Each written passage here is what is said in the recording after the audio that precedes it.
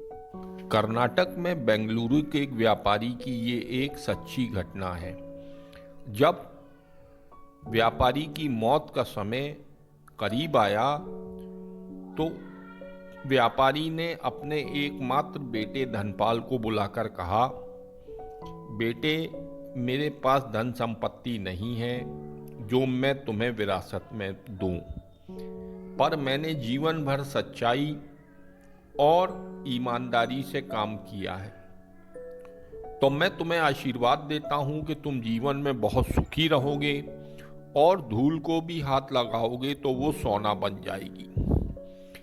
बेटे ने सर झुकाकर पिताजी के पैर छुए।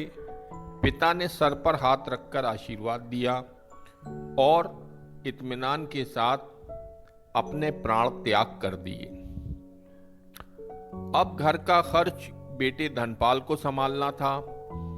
उसने एक छोटी सी ठेला गाड़ी पर अपना व्यापार शुरू किया। धीरे धीरे व्यापार बढ़ने लगा। एक छोटी सी दुकान ले ली, व्यापार और बढ़ा। अब शहर के संपन्न लोगों में उसकी गिनती होने लगी। उसको यकीन था कि ये सब मेरे पिता के आशीर्वाद का ही फल है, क्योंकि उन्होंने जीवन में बहुत दुख उठाया पर कभी धैर्य नहीं छोड़ा, श्रद्धा नहीं छोड़ी, ईमानदारी नहीं छोड़ी। इसलिए उनकी वाणी में बल था और उनके आशीर्वाद फलीभूत हुए और मैं सुखी हुआ। उसके मुंह से बार बार ये बात निकलती थी। एक दिन एक पित्र ने पूछा, तुम्हारे पिता में इतना बल था तो वो स्वयं क्यों नहीं संपन्न हुए, सुखी क्यों नहीं हुए? धर्मपाल ने कहा, मैं पिता की ताकत की बात नहीं कर रहा हूं, मैं उनके आशीर्वाद की ताकत की बात कर रहा हूं। इस प्रकार वो बार बार अपने पिता के आशीर्वाद की बात करता तो लोगों ने उसका नाम ही रख दिया बाप का आशीर्वाद। धर्मपाल को इससे बुरा नहीं लगता। वो कहता कि मैं अपने पिता के आशीर्वाद के काबिल निकलूं, यही चाहता हूं।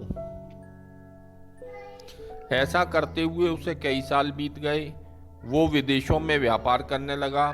जहां भी व्यापार करता उससे बहुत लाभ होता। एक बार उसके मन में आया कि मुझे लाभ ही लाभ होता है तो मैं एक बार नुकसान का अनुभव करूं। तो उसने अपने एक मित्र से पूछा कि ऐसा व्यापार बताओ कि जिसमें मुझे नुकसान हो। मित्र को लगा कि इसको अपनी सफलता का और पैसों का घमंड आ गया है। इसका घमंड दूर करने के लिए इसको ऐसा धंधा बताऊं कि इसको नुकसान ही नुकसान हो। तो उसने उसको बताया कि तुम भारत में लौंग खरीदो और जहाज में भरकर अफ्रीका के जंजीबार में जाकर बेचो।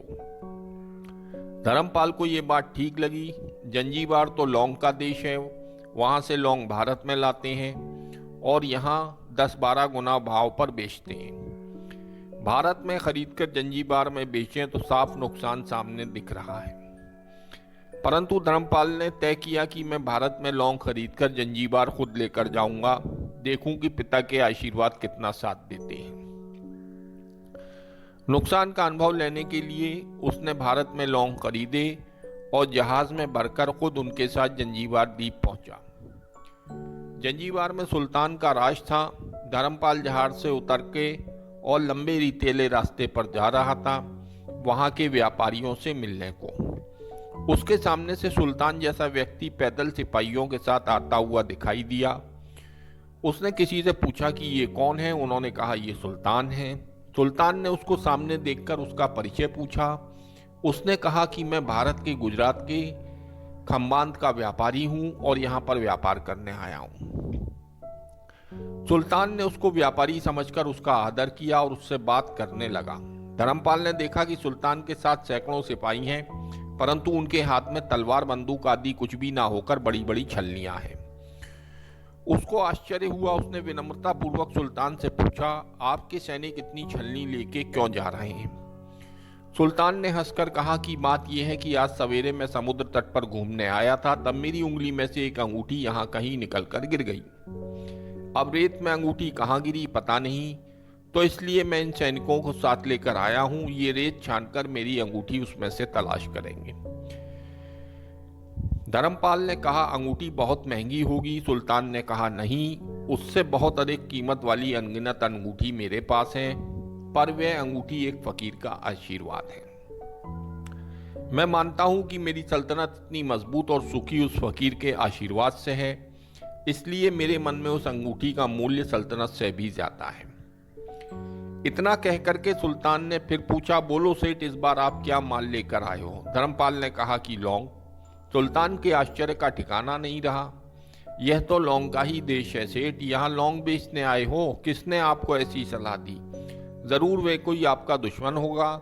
यहाँ तो 1 पैसे में मुट्ठी भर लौंग मिलती है। यहाँ लौंग कौन खरीदेगा और तुम क्या कमाओगे? धर्मपाल ने कहा, मुझे यही देखना है कि यहाँ भी मुनाफा होता है या नहीं। मेरे पिता के आशीर्वाद से आज तक मैंने जो धंधा किया उसमें मुनाफा ही मुनाफा हुआ, तो अब मैं देखना चाहता हूँ कि उनके आशीर्वाद यहाँ फलते हैं या नहीं। सुल्तान ने पूछा, पिता के आशीर्वाद, इसका क्या मतलब? धर्मपाल ने कहा, मेरे पिता सारे जीवन ईमानदारी और प्रामाणिकता से काम करते रहे, परंतु धन नहीं कमा सके। उन्होंने मरते समय मुझे भगवान का नाम लेकर मेरे सिर पर हाथ रखकर आशीर्वाद दिए थे कि तेरे हाथ में धूल भी सोना बन जाएगी। ऐसा बोलते बोलते धर्मपाल नीचे झुका और जमीन की रेत से एक मुट्ठी भरी और सम्राट सुल्तान के सामने मुट्ठी खोलकर उंगलियों के बीच में से रेत नीचे गिराई तो धर्मपाल और सुल्तान दोनों का आश्चर्य की सीमा नहीं रही। उसके हाथ में एक हीरे जड़ित अंगूठी थी। ये वही सुल्तान की गुमी हुई अंगूठी थी। अंगूठी देखकर सुल्तान बहुत प्रसन्न हो गया। बोला, वाह खुदा, आपकी करामात का पार नहीं, आप पिता के आशीर्वाद को सच्चा करते हो। धर्मपाल ने कहा, फकीर के आशीर्वाद को भी वही परमात्मा सच्चा करता है। सुल्तान और खुश हुआ, धर्मपाल को गले लगाया और कहा, मांगो सेठ, आज तू जो मांगेगा मैं दूंगा। धर्मपाल ने कहा, आप 100 वर्ष तक जीवित रहो और प्रजा का अच्छी तरह से पालन करो, प्रजा सुखी रहे, इसके अलावा मुझे कुछ नहीं चाहिए। सुल्तान और अधिक प्रसन्न हो गया। उसने कहा, सेठ, तुम्हारा सारा माल आज मैं खरीदता हूं और तुम्हारी मुंह मांगी कीमत दूंगा। पिता के आशीर्वाद हो तो दुनिया की कोई ताकत कहीं भी तुम्हें पराजित नहीं होने देगी। पिता और माता की सेवा का फल निश्चित रूप से मिलता है। आशीर्वाद जैसी कोई संपत्ति नहीं।